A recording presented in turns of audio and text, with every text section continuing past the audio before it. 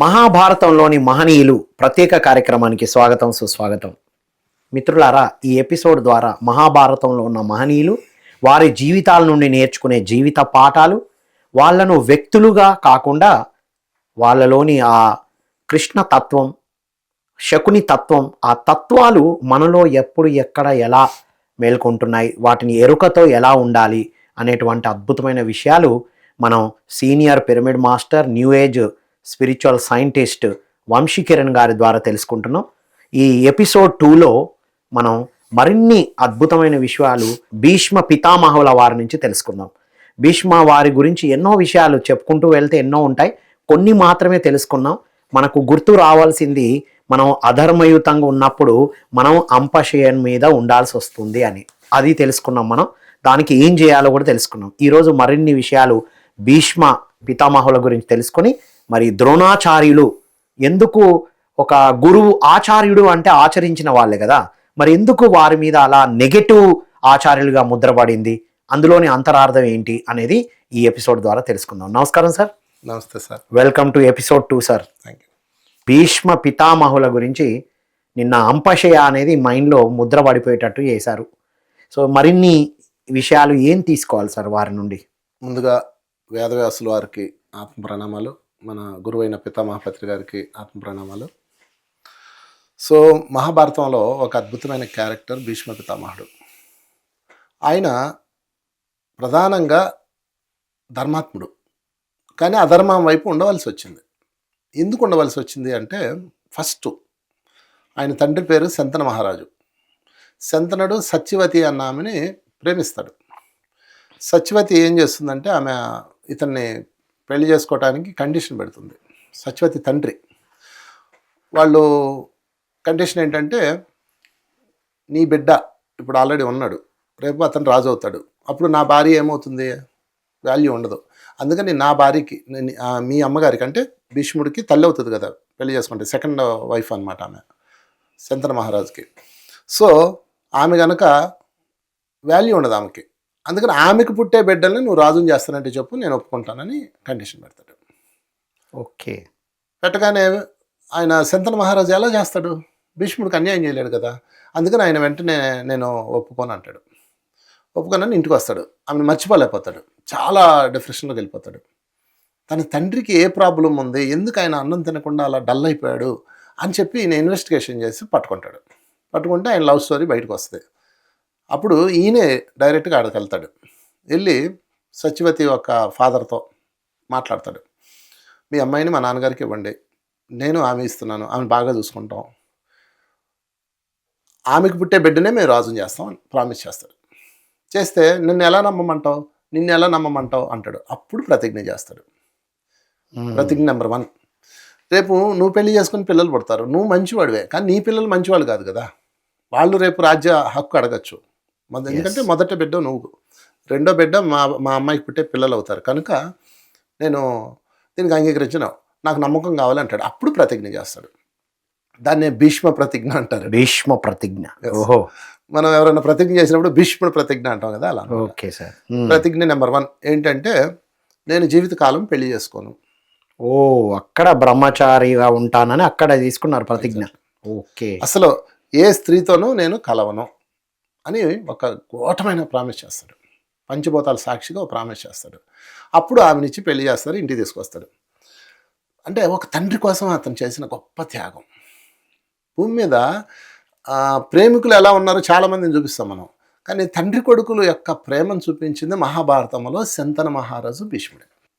తండ్రి ప్రేమను ఒక కొడుకు అంగీకరించడం అనేది ఇట్స్ వండర్ఫుల్ ఘట్టం. అది పితృవాక్య పరిపాలకుడు రాముడే అని అన్నాం.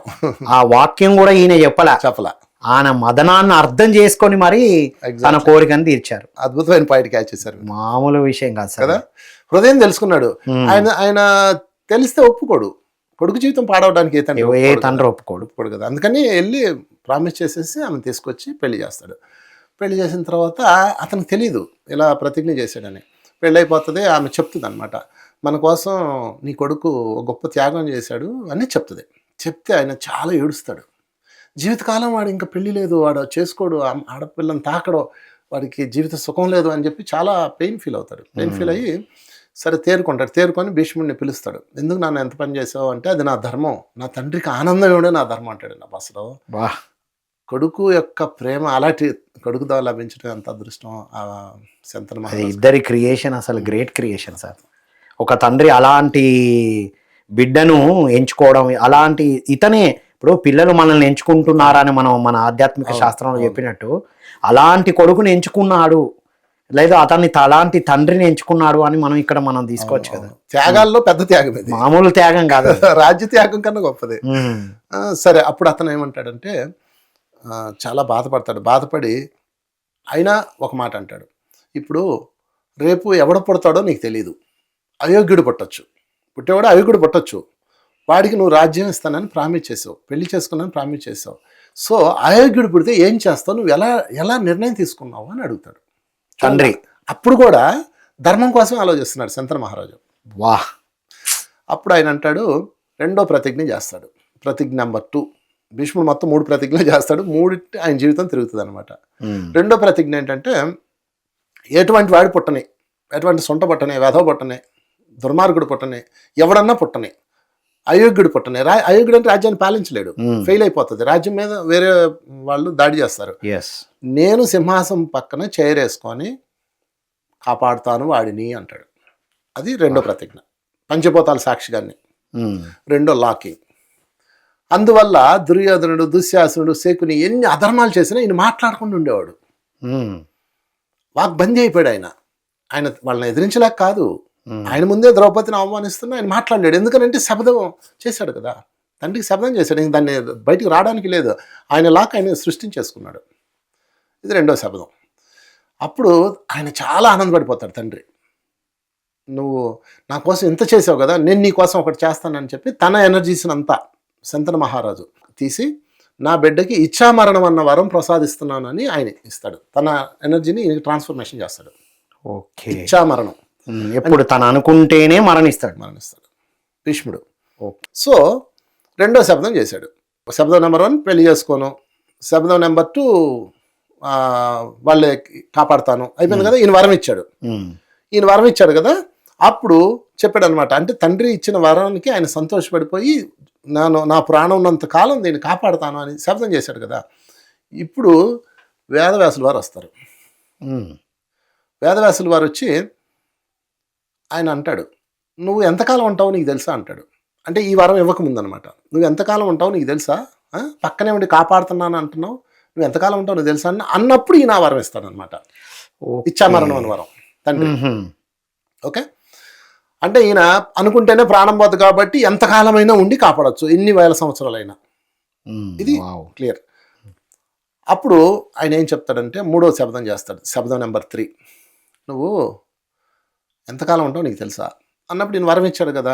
అప్పుడు ఆ వరాన్ని ఉపయోగించుకొని చెప్తాడు, ధర్మం 4 పాదాల్లో ఉన్నంత కాలం నేను ప్రాణంతో ఉంటాను, ధర్మం సింహాసనం ఎక్కి ధర్మ ప్రతిష్టన జరిగినంత కాలం నేను ప్రాణంతో ఉంటాను అంటాడు.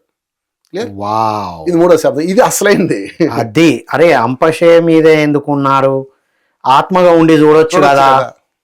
దానికి ఆన్సర్. చాలా మంది ఏం చెప్తారంటే, భీష్ముడు అంపశయ మీద ఎందుకున్నాడు, అది 18 రోజులు మహాభారత సంగ్రామం జరిగింది. 10 రోజులు ఆయన పడేసినప్పటికి 8వ రోజు పడిపోయాడు ఆయన. 8వ రోజు ఆయన అంపశయ ఎక్కాడు. 8వ రోజు నుంచి ఇంకా 10 రోజులు 1000 బాణాల మీద ఇలా బాణాలు గుచ్చుకొని ఉంటాయి, అందులోంచి చుక్క రక్తం పోతా ఉంటుంది. ఎంత పైన ఊహించండి మీరు. ఆయనకి ఇచ్చామరణ వరం ఉంది కానీ నొప్పి లేకుండా వరం లేదు. అది కదా, ఇంకా అది ఇంకా పెద్ద నరకం కదా, నరకం, చచ్చిపోతే బెస్ట్. అప్పుడు ఆయన ఎందుకున్నాడు, ఇది నాకు వచ్చిన ప్రశ్న అనమాట. చాలా మందిని అడిగితే ఏం చెప్తారంటే, జనరల్గా ఉత్తరాయణం అన్న ముహూర్తం రావడం కోసం ఆయన ఆగాడని చెప్తారు. ఇది లాజిక్ అందలేదు నాకు. అయితే ఉండొచ్చేమో, మనం వాటిని తప్పు పట్టను నేను.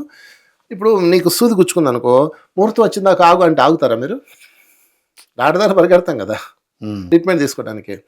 అది కూడా కాదు, ఇంకోటి ఏదో ఉంది. ఇంకేముంది, ఆయన కర్మలు చేశాడు కాబట్టి, అదే వాళ్ళ ఉప్పు తిన్నాడు కాబట్టి ఆ ఉప్పు అంటే ఆ బ్లడ్ రూపంలో మొత్తం పోవాలి అని ఉన్నాడని కొంతమంది దాని మీద చెప్తారు. అది కూడా అనుకుందాం.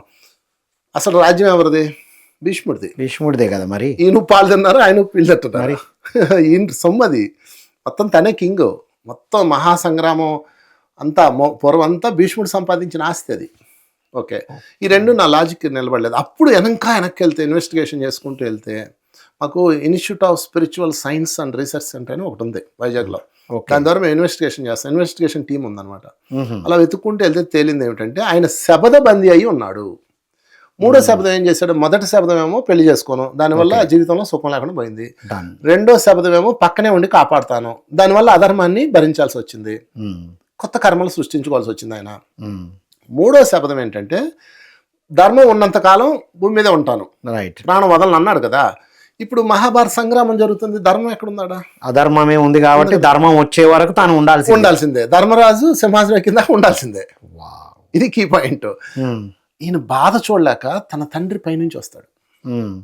ఎంత పెయిన్ మీరు ఒక్కసారి ఫీల్ అయితే కానీ అది మనకు తెలియదు. అందరూ ఏదో అంపసయ్య అనుకుంటారు. అంపసయ్య అంటే చాలా మంది అనుకుంటున్నారు బాణాలతో బెడ్ వేసి పెడతారు అనుకున్నారు. బాణాల మీదనే బాణాలు గుచ్చుకుంటూ ఉంటా. అప్పుడు యాక్చువల్గా ఆయనకి ఇచ్చామరణం వరం ఉంది కదా, ఇక్కడ అటు వెళ్దాం ఒక్కసారి క్లారిటీ వస్తుంది. ఆయన యుద్ధరంగంలో 7వ రోజు చెలరేగిపోతుంటాడు. తప్పదు, ఆయన ఇటువైపు ఉన్నాడు కాబట్టి అందరినీ చంపుతూ ఉంటాడు. పంచపాండవులు వెళ్ళి కృష్ణుడి దగ్గర అడుగుతారు, అయ్యా ఇంకొక 2 రోజులు ఉంటే యుద్ధం అయిపోద్ది, భీష్మ పితామహుని ఎదుర్కోవడం మన వల్ల కావట్లేదు, ఆయన ఎలా చంపాలని అడుగుతారు. మీరు ఆయన చంపలేరు, ఆయనకి ఇచ్చామరణం అన్న వరం ఉంది, అయితే దానికి ఒక సీక్రెట్ ఉంది, వెళ్ళి ఆయన్ని అడగండి అంటాడు. ఆయన్ని అడగండి అంటారు. ఆయనని ఎలా ఎదుర్కోవాలో తన్నే అడగాలి, ఎలా చంపాలి డైరెక్ట్ ఎదుర్కోవడం కూడా కాదు. అప్పుడు చెప్తాడు ఏంటంటారు, వినయంతో అడగని చెప్తాడు. ఆయన వీక్నెస్ వినయం. ఓకే, భీష్ముడు వీక్నెస్ వినయం. భీష్ముడే కాదు, ఏ గురువుకైనా మనం వినయంతో అడిగితే ఏదని చెప్పేస్తారు. ఓకే, అహంకారంతోనో తెలుసు కానీ ఇంకా మీ క్లారిటీ ఇవ్వండి అని అడిగితే ఎవరు ఏ గురువు కరెక్ట్గా చెప్పరు. ఆయనకేం అవసరం. అప్పుడు వీళ్ళు 5గురు వెళ్తారు. వెళ్ళి సాయంత్రం పూట యుద్ధం జరిగింది, రెస్ట్ టైం కదా, టెంట్లో ఉంటాడు కదా ఆయన. 5గురు వస్తారు. రాగానే వీళ్ళ తల తీసుకెళ్ళి ఆయన పాదాల మీద పెట్టేస్తారు. 5గురు పితామహుడు కదా, పెట్టేసి ఆయుష్మాన్ బాబా అంటాడు, విజయోస్తు అంటాడు. ఇంకెక్కడ విజయం, మీరు ఉంటుండగా విజయమా, మిమ్మల్ని ఎలా నిలువరించాలి, మిమ్మల్ని ఎలా చంపాలో చెప్పండి అంటారు. చూడండి సీను, వాళ్ళ తల వాళ్ళ పాదాల మీద ఉంది, ఈయన ఆశీర్వదిస్తున్నాడు, మిమ్మల్ని ఎలా చంపాలో చెప్పండి అంటారు. నేను ఆయన చెప్తాను అని కూర్చోబెడతారు. నిజమే, మీరు నన్ను చంపలేరు, ఎందుకంటే నాకు ఇచ్చామరణం అన్న వరం ఉంది, నేను అనుకుంటేనే చస్తాను, కానీ మీరు నన్ను నిలువరింప చేయగలరు అంటాడు. నిలువరింప అంటే ఆపగలరు, కొద్దిసేపు ఆపి ఎదుర్కోగలరు, నన్ను ఏం చేయకుండా మీరు చేయగలరు అంటాడు. నిలువరింప చేయాలంటే మేమేం చేయాలి, నేను స్త్రీల మీద యుద్ధం చేయను, నా ఎదురుగా స్త్రీని పెట్టండి, అస్త్రాలు పడేస్తాను, అప్పుడు నన్ను బాణాలు వేసేయండి అంటాడండి. వినయానికి సార్, అధర్మానికి సపోర్ట్ చేసిన వ్యక్తి ఒక ధర్మయుతమైన వాటి కోసం కూడా వినయం కోసం కరిగిపోవడం అంటే ఇది అంతరార్థం మామూలుగా లేదు సార్. క్యారెక్టర్ అంత అద్భుతమైంది, అస్సలు మామూలు క్యారెక్టర్ కాదు. మరి మనం సినిమాల్లో చూసి భీష్ముడు చెడ్డోడు, శకుని ఇలాంటోడు అంటే ఎవరో బ్రెయిన్ మనం తీసుకుంటున్నాం, ఆ ప్యూరిటీ తీసుకోవట్లేదు, ఇన్ఫర్మేషనే అది అంతే. సరే, మొత్తం మీద డన్. ఒక స్త్రీని నా ముందు పెట్టండి యుద్ధరంగంలో, నేను అస్త్రాలు వదిలేస్తా, అప్పుడు నా మీద బాణాలు వేసుకోండి అంటాడు. ఓకే, అప్పుడు కూడా చంపలేరు, బాణాలు వేస్తారు అంతే, చనిపోవాలా వద్దా ఆయన నిర్ణయం.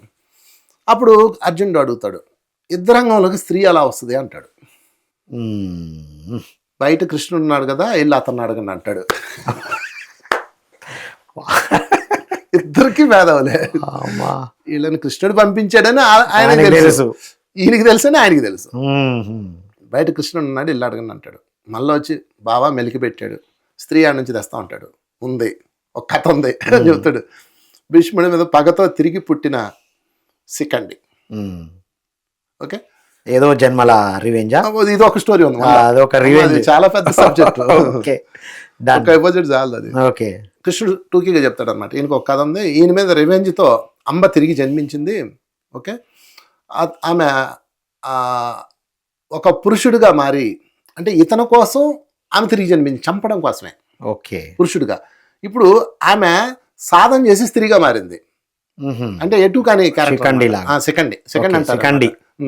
సెకండ్గా పుట్టింది. ఆమె యొక్క టార్గెట్ ఇతను చంపడమే. ఇతను ఆమెకి శపథం చేస్తాడు ఒకప్పుడు, అది కూడా ఉంది. భీష్ముడు మాట్లాడితే శపథాలు చేస్తాడు. భీష్ముడి దగ్గర నుంచి మనం నేర్చుకోవాల్సింది ఏంటంటే తొందరపడి మాట్లాడకూడదు. అయితే ఒకట్లేండి, మనం భీష్ముడు అంత నిలబడం కాబట్టి మనకు అంత పెద్ద ప్రమాదం లేదు. లేదు లేదు, ఒక నిలబడేటట్టు అయితే ఆనందంగా ఉన్నప్పుడు మాటలు ఇవ్వద్దు, తొందర బాధలో ఉన్నప్పుడు తొందరపడి మాటలు వదలొద్దు, శబ్దాలు చేయకూడదు, ఆనందంగా ఉన్నప్పుడైనా బాధలో ఉన్నప్పుడైనా ఎలాంటి శపథాలు చేయొద్దు, ఆవేశంలో కానీ బాధలో కానీ. ఇది లైఫ్ లెసన్ ఫ్రమ్ భీష్మ. మనం చూడండి, నీకెందుకు నేను చేస్తాను పో అంటారు, వాడు రేపటి నుంచి పట్టుకుంటాడు నిన్ను, ఫినిష్, అన్నా డబ్బులు అంటాడు, నువ్వు ఇరుక్కుంటావు. చాలా మంది ఇలాగ ఇరుక్కున్నారు, సంతకాలు పెట్టేస్తారు, మొహాట్ పెట్టేస్తారు, వచ్చేసి సంతకాలు పెట్టేస్తారు. మరి అవి శబ్దాలే కదా, ఎగ్జాక్ట్లీ, ఆస్తంతా పోతుంది. దాన్ని don't say yes when you want to say no అంటాం. ఎగ్జాక్ట్లీ, నువ్వు నో అని చెప్పాలనుకున్నప్పుడు ఎస్ అని ఎట్టి పరిస్థితిలో చెప్పొద్దు. చెప్పావా ఇగో ఇలా లాక్ అయిపోతాం. సేమ్ భీష్ముడు స్టోరీ ఈరోజు ఆర్థికంగా ఇరుక్కుపోయి మాటిచ్చి బుక్ అయిపోయిన చాలా మంది జీవితాలకి ఎగ్జాంపుల్. Exactly sir, exactly. నీ స్థితి అంటే అది చూసుకొని నువ్వు మాట ఇవ్వాలి, నీ స్థితి అంటే అది చూసుకొని నువ్వు సంతకం పెట్టాలి, అంతే. అది మంచితనం కాదు అనేది తెలుసుకోవాలి. రైట్. అవతల క్యారెక్టర్స్ ఏంటంటే మనల్ని మొహాట పెట్టేస్తారు, మొహాట పెట్టేసి చూడన్నా ఏం లేదు, ఏమి ఊరికే సంతకం పెట్టన్నా, నువ్వు ఒక్క మాట చెప్తే చాలన్నా అట్లా చెప్తారు, మనం పెట్టేస్తాం. వాడు బాగానే ఉంటారు, వీడు జంప్ అయిపోతాడు, ఆ తర్వాత మిమ్మల్ని కట్టమంటారు. చాలా మంది అలా ఇరుక్కున్న వాళ్ళు, లాక్ అయిన వాళ్ళు ఉన్నారు. అయితే ఇక్కడ భీష్ముడు జ్ఞానముతో ధర్మము కోసం నాన్నను అర్థం చేసుకున్న వ్యక్తిగా అతను తన తండ్రిని ఎంపిక చేసుకున్న దానిలో భాగంగా చెప్పాడు. లవ్ లో భాగంగా అంతే కదా, తండ్రి పట్ల ఉన్న అది వాళ్ళ క్రియేషన్ మాత్రమే. అది మనం ఏదో లూజ్ టంగో లూజ్ హార్టో లూజ్ మైండ్తో తీసుకునేది కాదు, అది మనం చేయకూడదు అని తెలుసుకుంది. ఆయనే వాళ్ళ క్రియేషన్ అది, దాన్ని అక్కడ తీసుకొని ఎలా ఉండాలో ఉండొద్దో తెలుసుకోవాలి. Yes sir. సరే, తర్వాత కృష్ణుడు చెప్తాడు సెకండ్ హ్యాండ్ తెచ్చి ఆయన ముందు పెట్టండి అని. పొద్దున్నే సెకండ్ హ్యాండ్ తీసుకొని వీళ్ళు రథం మీద వస్తుంటారు. అది దుర్యోధన చూస్తాడు, చూసి అతను షాక్ అవుతాడు. ఎందుకని ఇతనికి తెలుసు స్టోరీ, వాళ్ళ కింగ్ కదా అతను, వాళ్ళ అధికారి, ఇప్పుడు యుద్ధం అతనే నడుపుతున్నాడు. ఏంటి అతను వాడిని తీసుకెళ్తున్నారు, నీ మరణ రహస్యం చెప్పావని అడుగుతాడు. సైన్యాధ్యక్షుడు కదా సార్, సైన్యాధ్యక్షుడు భీష్ముడు. సైన్యాధ్యక్షుడు చనిపోతే ఇంకంతే, మొత్తం క్లోజ్. నువ్వు మా బలం, ఇప్పుడు నువ్వు నీ రహస్యం చెప్పావని అడుగుతాడు. చెప్పానంటాడు, అబద్ధం చెప్పడు భీష్ముడు. చెప్పానంటాడు. ఎందుకు చెప్పావు, అసలు నువ్వు మా వైపు పని చేస్తున్నావా వాళ్ళ వైపు పని చేస్తున్నావా, నువ్వు మాకు ఇంత ద్రోహం చేసావంటే అప్పుడు ఏం చెప్తాడంటే, బిడ్డ అగర్భ శత్రువు వచ్చి తన తల తెచ్చి పాదాల మీద పెడితే మనకు తెలియకుండానే వాళ్ళు మనం ఆశీర్వదిస్తాం, వాళ్ళ యొక్క వినయంతో నేను బందీ అయిపోయి చెప్పేశాను అంటాడు. ఓహో, వినయానికి అంత పవర్ ఉంది. సో ఇంకేం చేస్తాడు, మళ్ళీ యుద్ధం స్టార్ట్ అవుతుంది. సెకండ్ హ్యాండ్ తీసుకొస్తారు. సెకండ్ హ్యాండ్ దిగానే కృష్ణుడు చెప్తాడు, అర్జున చెప్తున్న జాగ్రత్తగా విను, సెకండ్ హ్యాండ్ చూడగానే ఆయన అస్త్రాలు వదిలేస్తాడు. ఎందుకంటే ఆయన దానికి శబ్దం చేశాడు. సెకండ్తో అంటే అంబతో గొడవైనప్పుడు నువ్వు ఎప్పుడైతే నేను నిన్ను చంపుతాను భీష్మ అంటది, నువ్వు ఎప్పుడైనా రమ్మ ఆయుధాలు పట్టుకొని రా, నేను ఆయుధాలు వదిలేస్తాను, నన్ను చంపే అంటాడు. తనకు కూడా అక్కడ కూడా వాగ్దానం ఉంది, అక్కడ కూడా కమిట్మెంట్ ఉంది. ఇది 4వ వాగ్దానం. కమిట్మెంట్ ఉన్న సంగతి ఆయనకు మాత్రమే తెలుసు, కానీ అది మళ్ళీ తిరిగి జన్మించింది. సరే, అంటే అసలు మాట మీద నిలబడడం అనేది ఎంత అద్భుతం. తన ప్రాణానికి ముప్పు ఉన్నా సరే మాట మీద నిలబడ్డాడు, అది ఇంపార్టెంట్ ఇక్కడ. అప్పుడు కృష్ణుడు చెప్తాడు, నాయన నీకు చెప్తున్నాను, తాతగారని మొహాట పడకో, ఏ మాత్రం బాధ చింత లేకుండా అధర్మం మీద యుద్ధం చేస్తున్నాను భావంతో చేయి, అంగుళానికి ఒక బాణమే అంటాడు. ఎందుకంటే మీరు బాణం వేసినంత మాత్రం ఆయన పీకేసుకుని మళ్ళీ రెడీ అయిపోతాడు. ఈ లోపు ఎవడో వచ్చి సెకండ్ చంపేశాడు అనుకో, సెకండ్ పక్కకి వెళ్ళిపోతుంది, అప్పుడు మళ్ళీ ఆయన ఆయుధం పట్టుకుంటాడు. అది మీరేమి చేయలేరు, నీకు ఇవ్వబడ్డది కరెక్ట్గా 5 నిమిషాలే. ఈ 5 నిమిషాల్లో సెకండ్ ఎదురుగా ఉంటుంది, అస్త్రాలు తీసుకొని ఆయన కింద పడేస్తాడు, బాణం రథం మీద నుంచి దిగుతామో ఏదో జరుగుతుంది. మీరు 5 నిమిషాల్లో అంగుళానికి ఒక బాణం చొప్పున వేయండి, అప్పుడు ఇలా ఉండిపోద్ది బాడీ, ఇంకా ఆయన కదిలించలేడు దాన్ని, బాణం పట్టుకోలేడు కదా, ఎంత బాణాలు ఉంటే ఎలా ఉంటాయి. అరికాలి నుంచి గొంతు వరకు, ఈ బటన్ అరిచేతి నుంచి మొత్తం అంగుళానికి ఒకటి చెప్పున బాణాలు వేయి అంటాడు. అది ఎందుకనంటే ఆయన్ని ఇంకా లాక్ చేయడం అనమాట, ఆయన చేతులు దగ్గరికి వచ్చినాయా ఇంకా తట్టుకోలేరు అని చెప్తాడు. ఇక అర్జునుడు ఏడుస్తాడంటే ఎంత పెయిన్ అనిపిస్తాడో. నిజంగా తాత కదా, వాళ్ళ సొంత తాతగారు గుండెల మీద ఎత్తుకొని పెంచిన వాళ్ళు. అంటే జీవితం ఎలాంటి డైమెన్షన్స్ తిరుగుతుందో చూడండి, ఎలాంటి క్యారెక్టర్స్ ఎలా మారిపోతాయి, వాటిని ఎలా మనం యాక్సెప్ట్ చేయాలి అనే లెసన్స్ ఇందులో ఉన్నాయి మనకి. సో మొత్తం మీద వేస్తారు, బాణాలు వేస్తారు, ఇంకా ఆయన పడిపోతాడు, అదంతా అయిపోతుంది. ఇప్పుడు ఈ బాణాలు పీకటం అవ్వదు, 1000 బాణాలు పీకితే ఆయన బోన్సే మిగులుతాయి ఇంకా అంతే. అందుకని ఇంకా ఆయన అలాగే తీసుకొచ్చి పడుకోబెట్టేస్తారు. అది అంపశయ్య అంటే. అంతే, అటు ఇటు ఉండగానే ఇట్లనే పడుకోబెడతారు. పడుకోబెడతారు అంటే బాణాలు ఇలా బాడీలోంచి పైకి వచ్చినాయి, అంతే, ఇలా ఇలా బ్యాక్ వెళ్ళినాయి, వీటి మీద అలా పడుకోబెట్టేస్తారు. పడేస్తారు. అది అంతేగాని బెడ్ వేసి దానికి కుర్రలను పరిపేసి అదేం కాదు. ఏముండవు, సినిమాలో చూపించినట్టు ఉండదు. ఓకే. సో అలాగా ప్రతి పార్ట్లో నుంచి డ్రాప్ రక్తం పోతా భయంకరమైన పెయిన్. ఒక్కరోజు కాదు, 2 రోజులు కాదు, ఆయన బతికింది 10 days. మహాభారత సంగ్రామం పూర్తయిన దాకా ఆయన ఉండాలి. ఎందుకు ఉండాలి? ధర్మం ప్రతిష్ఠించిన రోజే ప్రాణం వదులుతానన్నాడు కదా. ఆయన యొక్క శపథం ఆయనకే అడ్డు వచ్చింది ఇప్పుడు. లేదా ఆయనకేం పని ఉండాల్సిందే, ముహూర్తం కోసం ఇంకో దానికోసం కాదు. కొంతమంది ఏమో ఆయన సంగ్రామం అంతా కళ్ళతో చూడాలనుకున్నాడు అని చెప్తారు. ఇవన్నీ తప్పు అని నేను అన్నాను, కానీ ఇంతకన్నా బలమైన కారణం ఎవరెవరు ఏం అర్థం చేసుకున్నారో అది చెప్పారు సార్. చూడాలనుకున్నది చూశాడు, కానీ అక్కడ లేడుగా, వేరే దగ్గర ఉన్నాడు. ఇక లాజిక్ వెళ్తే ఎన్నో ఉంటాయి, కానీ తన శబదమే తనను ఆపింది, అలా ఉండేటట్టు చేసింది. సో అలాగా 1000 బాణాల మీద ఆయన ఉన్నాడు. ఆ బాణాల యొక్క పెయిన్ మర్చిపోవడానికి ఆయన విష్ణు సహస్రనామం సృష్టించాడు, విష్ణుని స్థుతించాడు 1000 నామాలతో. 1000 బాణాల తాలూకా పెయిన్ని ఆయన 1000 నామాలతో రిలీజ్ చేసుకున్నాడు. ఓకే, పెయిన్ రిలీఫ్ కోసం అది చాంటింగ్. చూసారా, ఆయన ఎవరిని తిట్టలేదండి, అది గొప్ప విషయం. ఎవరిని బ్లేమ్ చేయలేదు, ఎందుకంటే తనే చెప్పాడు కదా. కృష్ణుడు అడిగాడు, తాతగారు వీటన్నిటికీ మీరే కారణం. అవును, నేనే కారణం. నేను చిన్నప్పుడే వాళ్ళని పనిష్ చేసి ఉంటే సరిపోయేది. నిన్న మనం లాస్ట్ ఎపిసోడ్లో చెప్పుకునేది. సో ఫైనల్గా ఆయన దానిని ఎలా తీసుకున్నాడంటే, తాను వాక్బందీ అయ్యాడు కాబట్టి ఇది నాకు వచ్చింది కాబట్టి నేను సంతోషంగా తీసుకుంటున్నాను. భూమి మీద అత్యంత భయంకరమైన మరణ వేదన అనుభవించింది ఎవరంటే, చాలా మంది జీసస్ చెప్తారు.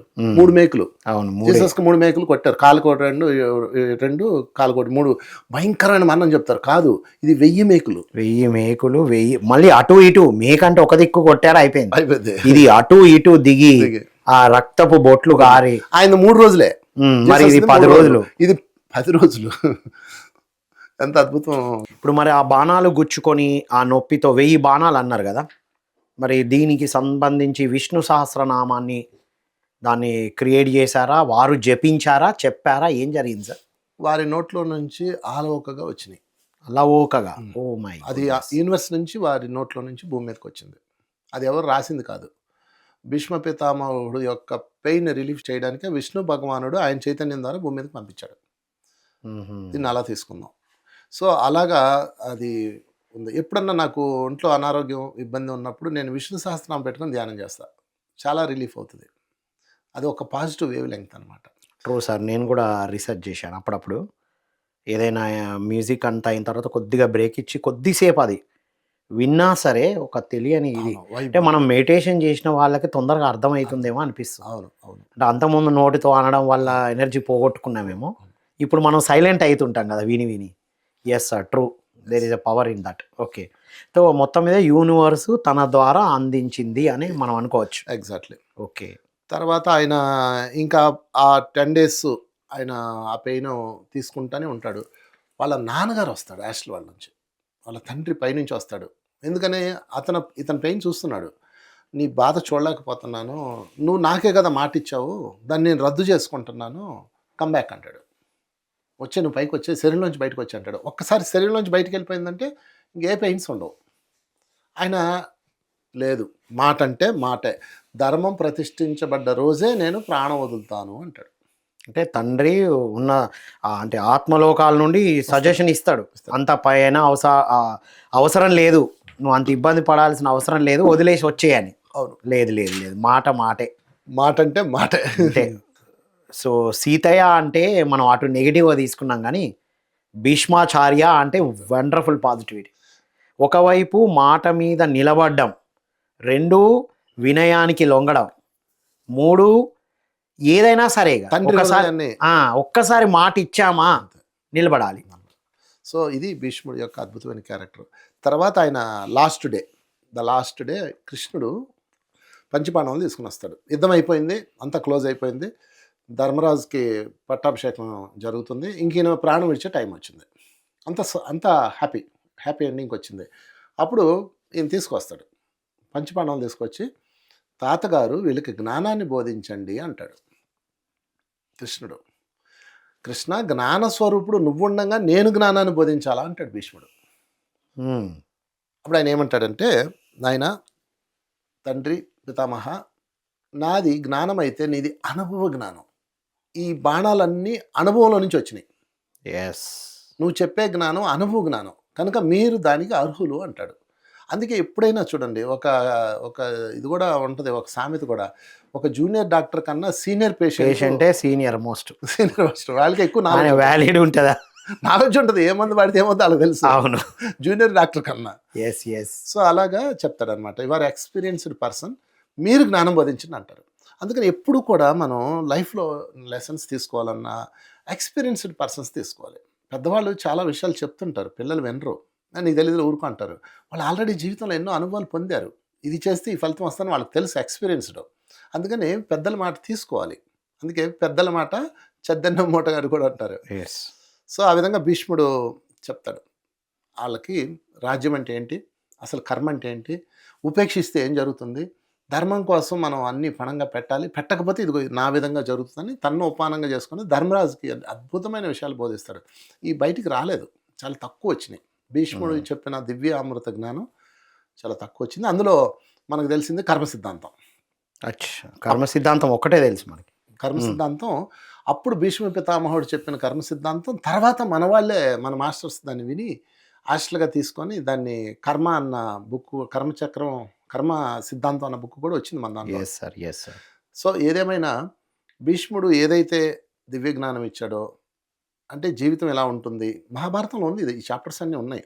బట్ అందరి ఫోకస్ యుద్ధం మీదే ఉంటుంది, అక్కడ దాకా ఉంటుంది. ఆయన చెప్పింది ఇంకా చూడండి, సినిమాలో అంతా అయిపోయాక పేర్లు వేస్తారు చూడండి, ఎవడని చూస్తారా, ఎవరని చూడు, అట్ట వెళ్ళిపోయింది అది. స్టార్టింగ్ ఇస్తేనే ఇంట్రెస్ట్గా చూస్తామేమో. లాస్ట్లో చూడరు కదా, పెద్ద పెద్ద రీళ్లు వెళ్తూ ఉంటాయి. సో భీష్ముడు చెప్తాడనమాట ధర్మరాజుకి, అసలు రాజ్యం అంటే ఏంటి, ప్రజల్ని ఎలా చూసుకోవాలి, ఉపేక్షిస్తే ఏం జరుగుతుంది, తండ్రికి మాట ఇచ్చానని నేను ఉపేక్షించబట్టి ఇది జరిగింది, ఇలా సోన్స్ వాళ్ళకి దివ్య జ్ఞానం ఇస్తాడు. టోటల్గా తను అందించింది అనుభవ జ్ఞానాన్ని ఇచ్చి వెళ్ళిపోయాడు. కృష్ణ భగవానుడు తన అనుభవ జ్ఞానం భగవద్గీత ద్వారా ఇచ్చినట్టు వీరు కూడా వారి అనుభవ జ్ఞానం కర్మ సిద్ధాంతంతో పాటుగా ఎలా పరిపాలించాలి అనేది కూడా ఇచ్చాడు. రాజ్యపాలన మీద బాగా ఉంది అందులో. మీరు మహాభారతం లోపలికి వెళ్ళి చూస్తే ప్రతి రాజకీయ నాయకుడు దాన్ని చదవాలి. అంటే యుద్ధం వరకు వచ్చినాక ఇంకా అక్కడ క్లోజ్ అయిపోయింది యాక్చువల్గా. అంటే మూవీస్లో, సీరియల్స్లో కూడా అక్కడ ఆపేషన్ అయిపోయింది. మనకు అలవాటు కదా, సినిమాల్లో యుద్ధం కొట్టుకున్నాక ఒకటి గెలిచాడంటే వాడికి చెప్పలు కూడా వెళ్ళిపోతాం, అయిపోయింది బ్రేక్. దాన్ని యాక్చువల్గా అక్కడ కంటిన్యూ చేయాలి. ఎస్. సో ప్రతి పొలిటీషియన్ కనుక దాన్ని కనుక వింటే, మహాభారతంలో భీష్ముడు చెప్పిన, ధర్మరాజుకు చెప్పిన రాజ్య నీతి సూత్రాలు వింటే కనుక వాళ్ళు ధర్మాత్మలు అయిపోతారు. వండర్ఫుల్. రాజకీయ నాయకులతో పాటు ప్రతి ఒక్క లీడర్షిప్ ల్యాడర్లో ఉన్న కార్పొరేట్లో కానీ, బిజినెస్లో కానీ, ఎక్కడైనా సో ఆ మేనేజ్మెంట్ అండ్ అడ్మినిస్ట్రేషన్ ప్రిన్సిపల్స్ తీసుకోవాలి. ఎందుకంటే ఇది ఎక్స్పీరియన్స్డ్ పర్సన్. ఎస్, అనుభవ జ్ఞానం, నాట్ ఇన్ఫర్మేషన్. వాహ్. సో ఇది భీష్ముడు. అంటే కర్మ సిద్ధాంతం అనేది కూడా ఉందా లేదా, నిజమా కాదా ప్రశ్న లేవు సార్, లేవు. తన అనుభవం నుండి రక్తపు బొట్టు కారుతూ ఉంటే తను ఏం మాటిస్తే ఏం జరిగిందో, ఈ వాస్తవానికి ఎలా నేను కారణం అనేది మొత్తం చెప్పారు. ఇక కర్మ సిద్ధాంతం ఉందా, కర్మ సైన్స్ ట్రూ ఆ ఫాల్సా అనే క్వశ్చన్స్ అన్నీ వెళ్ళిపోయినాయి సార్. ఒకవేళ కావాలంటే అంపుసేయకండి, అంతే. ఇంకా ఆ అనుభవం వచ్చినాక తెలుసుకో సార్. ఎగ్జామ్ రాకముందు చదువుతామా, ఎగ్జామ్ రాసి ఫెయిల్ అయినాక మళ్ళీ చదువుతానా, ఇట్ ఈస్ యువర్ చాయిస్. మనకు అంత చాయిస్ ఉంది. Wonderful sir. ఫైనల్గా మీ మెసేజ్. నా మెసేజ్ ఒకటే సార్, భీష్ముడి నుంచి మనం తెలుసుకోవాల్సిన గొప్ప సూత్రాలు ఇప్పుడు దాకా మనం మాట్లాడుకున్నాం. భీష్ముడే మనమైతే ఏం చేస్తాం అని ఒకసారి అనుకోవాలి. నేనే భీష్ముడిని అయితే, అంటే వాళ్ళని చూసి మనం నేర్చుకోవాల్సిన పాయింట్స్ ఉన్నాయి. ఇది చేయకూడదు, ఇది చేయొచ్చు. అదంతా వ్యాసుల వారు ఎందుకు అందించారు మనకి ఈ జ్ఞానాన్ని అంటే, మన జీవితాన్ని మనం అలైన్మెంట్ చేసుకోవటానికి. సో వాళ్ళ జీవితం ఎలా చేస్తే ఎలా ఉంది కనుక మనం ఎలా చేయకూడదు అన్న అవగాహన తెచ్చుకొని, భీష్ముడిలాగా మొహమాటానికి పోయో, లేకపోతే ఆయన తండ్రి మీద విపరీతమైన వాత్సల్యమో, కొన్ని ధర్మంకి అడ్డొచ్చినా సరే వాటిని నరికేయాలి. ఆ విధంగా మనం ముందుకెళ్ళాలి. ఏదేమైనా భీష్ముడి దగ్గర నేర్చుకోవాల్సింది ఒకట, లవ్. తండ్రి అంటే ఎంత ప్రేమ, ఇది అద్భుతమైన క్యారెక్టర్, నాకు అది భలే నచ్చింది. తర్వాత అన్నిటికన్నా ఇంకొక ముఖ్యమైన విషయం ఏంటంటే, ఉపేక్ష. భీష్ముడు బాగా ఉపేక్షిస్తాడనమాట. ఎంతవరకు ఉపేక్షించాలి, ఎంతవరకు ఉపేక్షించకూడదు ఇవన్నీ వారి ద్వారా మనం తెలుసుకోవాలి. ఎందుకంటే తర్వాత మాటిస్తే మాటే. ఈ మాట రోజుల్లో ఇవ్వకముందే ఆలోచించాలి. ఆలోచించుకోవాలి. ఇచ్చావా నువ్వు దాని మీద నిలబడాలి. మాట మీద నిలబడడం అనేది ఇప్పటివరకు భూమి మీద ఇప్పటికి కూడా చూడండి భీష్మ ప్రతిజ్ఞ అంటారు. యెస్ ఇప్పుడు కూడా ఆ మాట వాడతాం. ఎగ్జాక్ట్లీ. ఆయనలాగా మనం నిలబడాలి. మాట ఇచ్చామంటే చేసి తీరాలి. Right. That's all. Wonderful sir. Thank you so much sir. ఇది మిత్రులారా, విన్నాం కదా, భీష్మ పితామహుల వారి నుండి ఏం నేర్చుకోవాలి, అంపశయ మీదనే ఎందుకున్నారు, ఆత్మగా విడుదలై కూడా చూడొచ్చు కదా అనే దానికి కూడా వారి నోటి నుంచే చెప్పారు. నేనే ఇదంతా, నేను ఇచ్చిన శపథాలే నన్ను ఇలా ఉంచాయి అని. నా వాస్తవానికి నేనే కారణం అన్నారు తప్ప ఎవరిని బ్లేమ్ చేయలే. ఇది మనం నేర్చుకోవాల్సిన మొదటి లెసన్. అండ్ తండ్రి కోరిక కోరడం కాదు, తండ్రి మనసుని హృదయాన్ని తెలుసుకొని వారి కోసం వీరి జీవితాన్ని కూడా ఫనంగా పెట్టి మాట ఇచ్చే ముందు ఆలోచించారు క్లియర్గా. జ్ఞానముతో కూడుకున్న మాట ఇచ్చారు. మనం కూడా మాట ఇచ్చేటప్పుడు జ్ఞానంతో కూడుకున్న మాట, ఒక్కసారి మాట ఇస్తే ఇక అది ప్రాణం పోయినా సరే, ఏమి జరిగినా సరే దాని మీద నిలబడేటట్టు అయితేనే మాటలు ఇవ్వాలి. ఇంకొక విషయం ఏం తీసుకోవాలంటే మిత్రులారా, అప్పటి కాలమాన పరిస్థితుల ప్రకారంగా భీష్మ పితామహుల వారి యొక్క క్యారెక్టర్ ద్వారా అవి మనకు తెలుపబడ్డాయి. ఇప్పుడు మరి హై టెక్నాలజీ ఉంది, ఇంకా ఎంతో ఇంటలెక్చువల్గా ఎదుగుతున్నాము అన్న ఈ టైంలో ఎప్పుడు ఎక్కడ ఏది అవసరమో తెలుసుకొని మనం జ్ఞానయుతంగా జీవించడం, మనం జ్ఞానంతో ఆనందంగా ఉండడానికే కదా, జ్ఞానయుతంగా జీవించడానికి ఈ యొక్క లైఫ్ లెసన్స్ని తీసుకోవడం అనేది మనం నేర్చుకోవాల్సిన పాఠాలుగా తీసుకుందాం మిత్రులారా. మరియు ల్యాడర్లో, అడ్మినిస్ట్రేషన్లో కానీ మేనేజ్మెంట్లో కానీ ఉన్న ప్రతి ఒక్కరూ మనం ఏం చేస్తే అదే వస్తుందనే కర్మ సైన్స్ కూడా భీష్మ పితామహుల వారు బోధించారు. అది అనుభవం నుండి వచ్చింది. కాబట్టి ఇవన్నీ తెలుసుకొని ఆచరించి మన జీవితానికి అన్వయించుకోవాలన్న ఉద్దేశంతో ఈ ఎపిసోడ్స్ చేస్తున్నాం మిత్రులారా. వాళ్ళను హైలైట్ చేయాలని, వాళ్ళు రైట్ అని చెప్పడం కాదు, అందులోని సరి అయిన అంతరార్థాన్ని తీసుకోవడం జరిగింది. ఇలా మనం ఉండాలని కోరుకుంటూ, మహాభారతం ఇంటింటి భారతం కాదు, ప్రతి కంపెనీలో జరిగే భారతాన్ని కూడా సరిగ్గా ఫైన్ ట్యూన్ చేసుకోవచ్చు. ఇల్లే కాదు, సంస్థ, రాష్ట్రము, దేశము, ప్రపంచాన్ని కూడా పరిపాలించడానికి కావలసిన అద్భుతమైన మేనేజ్మెంట్ అండ్ అడ్మినిస్ట్రేషన్ లెసన్స్ ఉన్నాయి మిత్రులారా. ఇవన్నీ నేర్చుకొని అద్భుతంగా ఉన్నతంగా ఎదగాలని కోరుకుంటూ మరో కార్యక్రమంలో మళ్ళీ కలుద్దాం. అంతవరకు సెలవు. Thank you one and all.